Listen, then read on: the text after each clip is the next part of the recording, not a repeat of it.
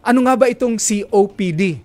Direk, pwede ba nating ipakita ang ating litratong inihanda para may idea kayo at aking ipapaliwanag? Yan. Yan ang COPD. Makikita ninyo sa bandang kaliwa, yung normal na baga, pag huminga yung tao, parang yung tubo ba ng inyong garden hose. Maganda ang daloy ng tubig o ng hangin doon sa garden hose, ganun din sa inyong bronchus, itong nasa lalamunan ninyo, papunta sa baga, dire-diretso. Ang taong may COPD, kamukha din ng may asthma, yung tubo, kung imaginein po ninyo, doon sa garden hose ninyo, nangangalahati yung butas niya. Dahil sa paligid nito, may pamamaga. Tapos doon sa ibabaw ng pamamaga, may naiipong plema. At sa paligid po, noong bronchus na yon, yung muscle nakakonstrict o nakasara, kaya hirap na hirap ipasok yung hangin kung mag-i-inhale siya. Ganito ang inhale ng normal, di ba? Tingnan niyo po yung may asthma at COPD. Simple lang, itinataas ang kanilang balikat. Dahil hirap nga pong ipasok. Ang problema, kapag pumasok na, hirap ding ilabas. Kaya ang ginagawa nila, iniimpit yung kanilang sikmura o diaphragm. So yung mga may asthma, ganito po, ang inhale. Pag exhale, ganun po. Di ba?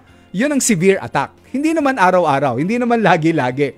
Dahil may kaharap po tayo dito sa bandang kaliwa na mamaya ay makakausap po natin. But that is an acute attack of asthma. Ganun na rin naman yung chronic COPD na exacerbated na. So, kung nakita ninyo ano ang nangyayari sa baga ng taong may COPD, kailangan ma-prevent natin na wag mangyari ito sa atin. So, tingnan natin yung picture number 2 po direct para maunawaan natin. Yung normal na baga, ayan, sa picture number 2, makikita nyo, makinis po siya. Sa bandang kanan, no? Yung may COPD, makita nyo, parang may tigidig. Hindi po ba? Yung baga niya, dahil hirap na hirap po siya, maaaring some parts nung kanyang baga, yung kung tinatawag nating alveoli, nagpuputukan siya. So pag nagputukan, yung exchange ng oxygen at saka carbon dioxide, hirap na. So there are many kinds of COPD, pero ang una nyong makikita po sa kanila, minsan nangingitim ang labi. Minsan parang may eye bags, nangingitim din ang ilalim ng mata. Minsan pati kuko. At kapag inaatake po sila, butil-butil ang pawis nila. Tapos pati dito sa kanilang bigote, kahit babae, may mga pawis din. So yan po ang COPD. Marami ang nagkakaroon ng ganyan yan. At ang mga sintomas ng COPD ay ito po. Isa-isahin natin. Direk ipakita po natin ang picture number 3. Para lang may idea kayo, COPD na nga ba ito o asthma? Simple lamang. Yung asthma may trigger. Nakakain ka ng bawal, hipon, alimango, alimasag, nakalanghap ka bigla ng alikabok galing sa iyong kurtina o kaya sa iyong alagang pusa. Yung COPD minsan, wala po siyang trigger. Basta na lang umaatake ito sa kanya. Halimbawa, shortness of breath. Bigla na lang, hirap siyang huminga. O kaya mababaw yung pasok ng hangin sa kanyang baga. Para bang sa aso, yung Yon. Number 2, ito nakikita namin, yung ubo na walang humpay.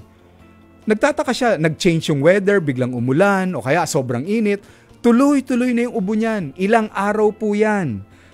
Tapos, may makikita rin siyang parang naninikip ang kanyang dibdib. Nararamdaman niya para siyang sinasakal. And last but not the least, sabi ko nga kanina, medyo nangangasul-ngasul na yung labi niya o yung ilalim ng kanyang mata. So, doon mo marirealize na baka COPD po ito. Tingnan natin ang next picture para pagpasok mamaya nung ating panauhin, medyo may idea na po tayo. Ano nga ba ang mga tipo o types ng COPD? Maraming klase yan. Pakita natin direct. Una, yung tinatawag nilang emphysema. Kasi naninigarilyo. O kaya yung asawa, naninigarilyo, nasisinghot na yung second hand smoke. O kaya nakatira sila sa isang lugar kung saan mausok. O ito, common ito. Di po ba napunan ninyo ang daming nakatira ngayon sa condominium? Mas mataas ang kaso ng COPD ngayon doon sa mga condominium dwellers kaysa doon sa mga nakatira sa dalampasigan o kaya sa mga bukid. Dahil yung hangin na nai-inhale natin sa condominium, hindi ko naman binababa yung mga nagtitinda ng kondo ha, parang umi-inhale ka ng umiikot na hangin sa loob ng eroplano. Kahit may filter, di paikot-ikot lang yung hangin, hindi po fresh. Kamukha kung kayo ay nasa gubat o nasa tabing dagat. Next, chronic bronchitis yung nasa gitna. Kikita niyo po ba yon? Yun yung may irritable doon sa kanyang lalamunan. Siguro noong araw na expose siya. Mga nakikita kong ganyan. Sa Baguio nakakita ako doon sa nagmamining. Nagmamining pa pala sila dati roon ng asbestos. Sa Mindanao nakakita ako ng nagmamining ng charcoal. Na sisinghot po nila yun O kaya yung mga ginto and copper. Pwede na kapag wala silang protective gear, eventually, kung chronic exposure, nasisira po yung lining ng kanilang bronchus. Next, tingnan natin bronchiectasis yung nasa kanan. Ito yung mga paglura nila may dugo. Akala nyo tuberculosis.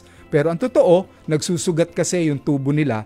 Kaya ito ang tinatawag na bronchiectasis.